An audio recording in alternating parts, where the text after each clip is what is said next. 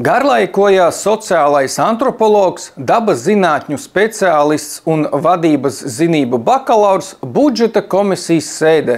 Jo kopumā tā ir garlaicīga. Jādomā, kā izdarīt tā, lai nauda visiem pietiek, nevienam to neatņemot. Kad no lozungiem pie darbiem jāiet, tad šie speciālisti neko labāku par tēzi no tēvoča Uļjanova atņemt un sadalīt nav mācījušies. Vēl tie prot aizņemties, bet Latvijā aizņemšanās karaļi ir citi.